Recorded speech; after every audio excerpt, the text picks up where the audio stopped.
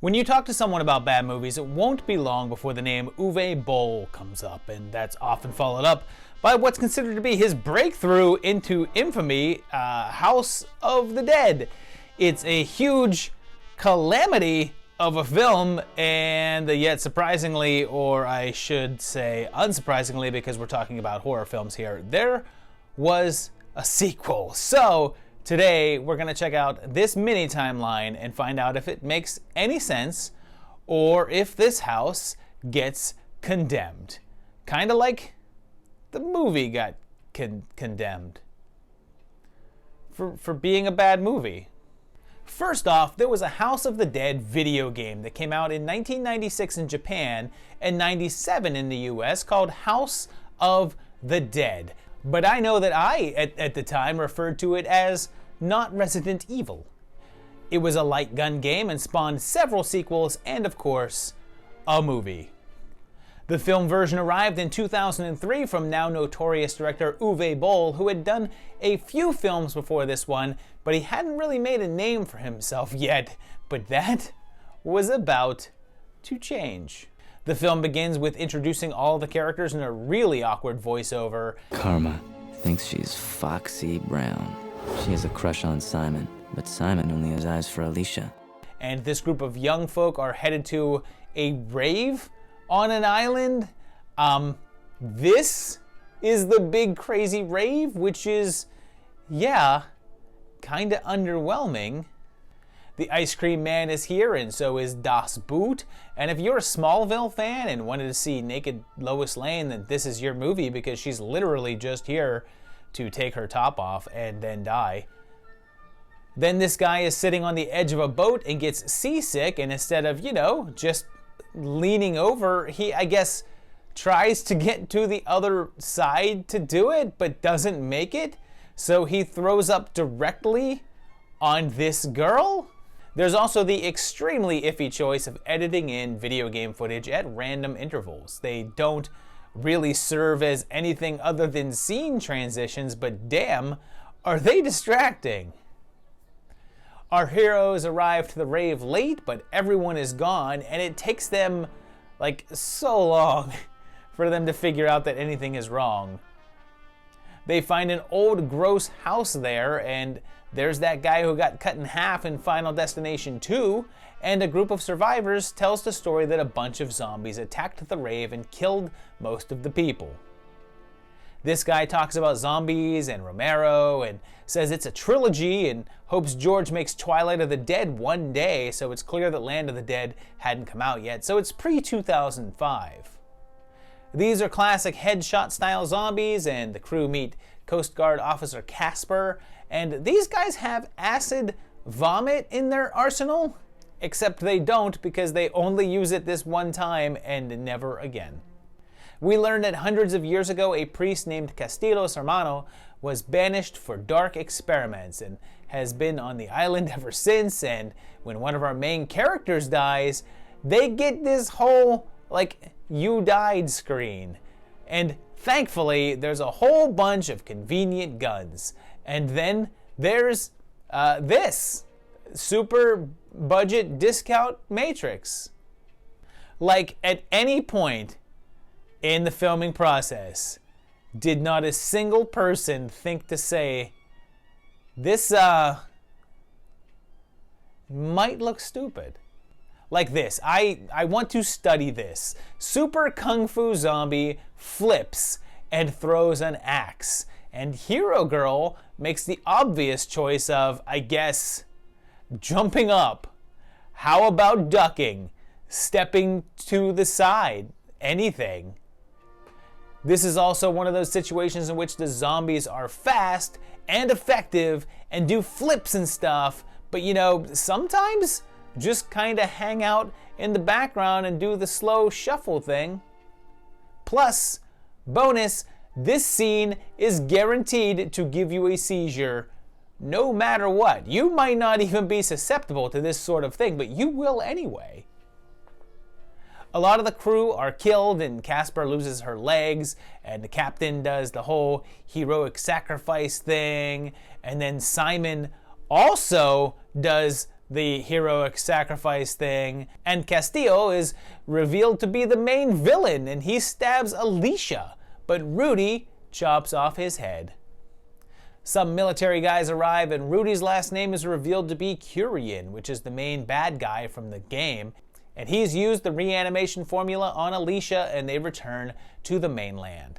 Now, they never show the date in this one, so we're gonna roll with real-time 03 for now.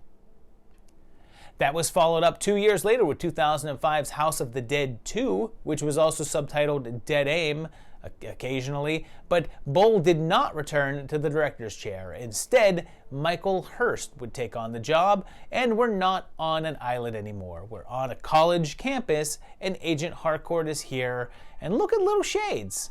And Captain Spaulding is here too. He's doing experiments, but one gets loose and the infection starts to spread around the campus, and we jump ahead 29 days. That military group from the last one is back, and their leader is Casper. And she's in a wheelchair now because I guess she survived? Alex here is a member of the team, but now I'm confused. Is it 29 days since the opening scene? How did it take a month for information about a zombie outbreak to get to this group, especially with how fast they say it happened? And they also say the college isn't far away. Or are they saying it's 29 days since the last movie? Deep Discount Blade is here, and Casper is missing her legs, so it's definitely her. Somehow, she survived the last film and went from a Coast Guard officer to the leader of a zombie-killing special forces team. The team is a couple of schlubby guys and, of course, some hot girls, and they head to the campus, and after killing them, test their blood as they're looking for early generation forms, but these have mutated teeth as well. The zombies are referred to as Hyper Sapiens, and let's see. The place is empty, the site of a massive undead outbreak, and they see a lone dude in the library with headphones on, so they approach him like he's human? There's a poster on a wall of a Femme Fatale magazine from December of 04, so it's definitely past that. So real-time 05 is looking likely, and it's discovered that the infection is spreading through mosquito bite. Sticky gets biddied, and they have mutated into having teeth that can penetrate body armor. And they find some survivors who say that they've been hiding out for a couple of days or a week since it started. So I guess this is 29 days after the first movie then? The professor is named Curian, and he's Rudy's dad, so like Casper recovered super quick from her fate in the first film. I don't know. And but then zombie Alicia is here, and it's told that Rudy brought her here a few months ago after the first film's events. So we're actually set a few months after that one. So that's in 05 as well then. But then what's up with that whole 29 days thing? Did the professor get attacked 29 days ago and was able to stave off the effects for a bit before it went rampant? Or did the infection spread less fast than we saw in the opening? I do not know. Since she's the Gen 0 zombie, they get the sample that they need, and they have to fight their way out, and luckily the zombies suddenly can't grab anyone, and then kind of walk slow, but I guess only when the script needs them to. They lose the serum, so they go back, and there's missiles on their way to level the school, which happens, and it looks like only Ellis survives, but douchey mosquito bite guy lived by cutting off his own hand. But Alex is okay and shoots him, and his dying act destroys the damn sample again. Like, are we really just repeating that plot point?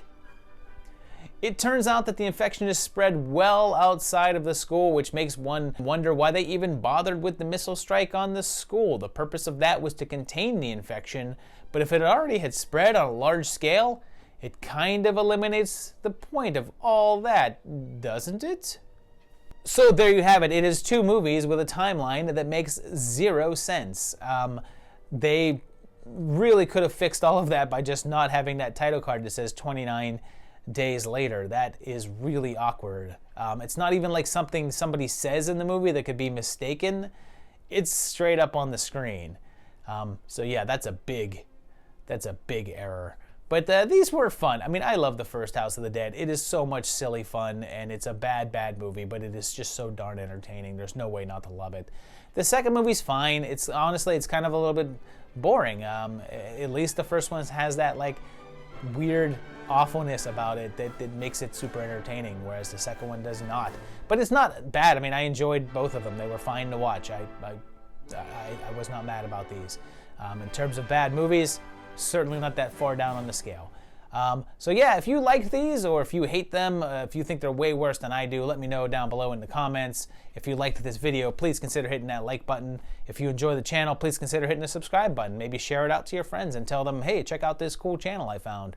They'd appreciate that. I know I would too. And if you think about it, go to my Patreon page, patreon.com/MovieTimelines, and maybe help support the channel like these guys do, because they are awesome, and you are also awesome for watching this video. And I'll see you very, very shortly for another great one. Thanks a lot, guys. Bye-bye.